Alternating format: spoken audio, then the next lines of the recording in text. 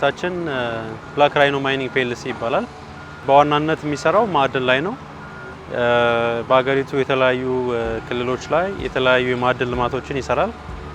ማዕድን መፈለግ፣ ማዕድን መቆፈር እና ማዕድን መላክ በዋናነት የንግድ ዘርፎች ናቸው።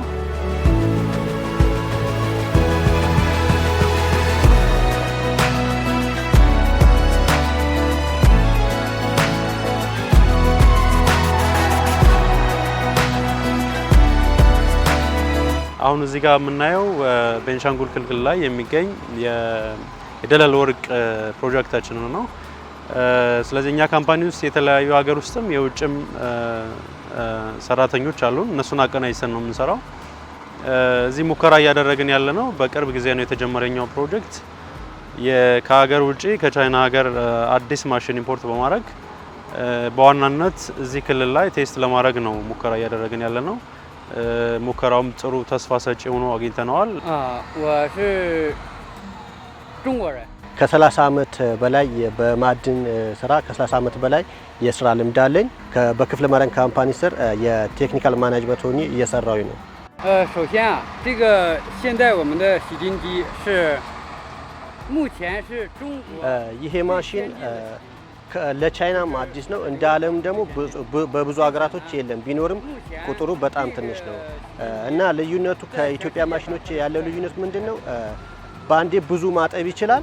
ሲያጥብ ደግሞ አጣርቶ ነው የሚያጥበው። ምንም ነገር አያሳልፍም። ብዙ ስናጥብ ደግሞ ብዙ የማግኘት ቻንስም አለ። ምንም ስለማያሳልፍ ብዙ እናገኛለን። ብዙ ባጠብን ቁጥር የሚባክን ነገር ምንም የሚባክን ነገር የለም። ሁሉንም የመሬት ያለው ነገር ሁሉንም ይይዛል። 这样的话呢，放量小了，回收率还低，它就产生了很大的一个反差。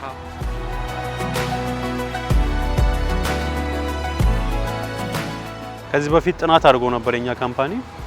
ጥናቱ እንደሚያሳየው ምንድነው እንደ ክልልም እንደ ሀገርም አሁን የደለል ወርቅ ላይ የሚሰሩባቸው የማጠቢያ ማሽኖች የምርት ብክነት ያመጣሉና እስከ 40% እና 50% ነው የማጣራት አቅማቸው።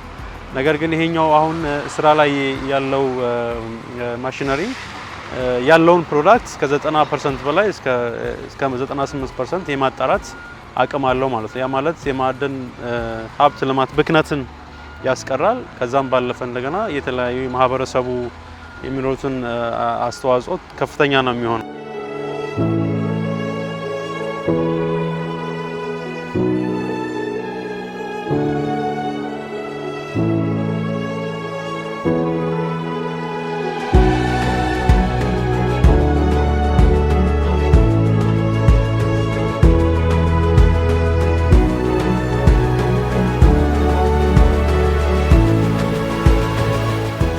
ክልሉ ባወጣው የመስሪያ አዋጅ በ7030 በሚል አግሪመንት ነው እየሰራን ያለ ነው።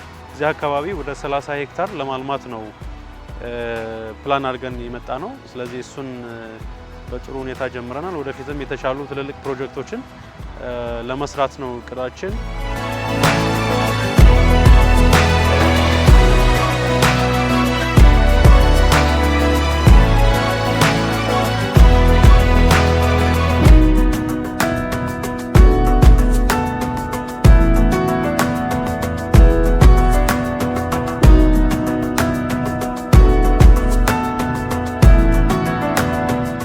ካምፓኒ ትልቅ ካምፓኒ ነው።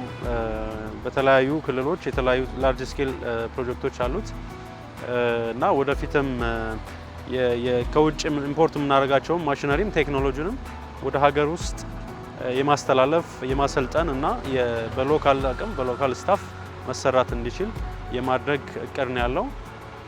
በዚህ ሁኔታ እየቀጠልን ትልቅ የማዕድን ሀብት ልማቱን ትልቅ ደረጃ ላይ ለማድረስ አስበናል ማለት ነው።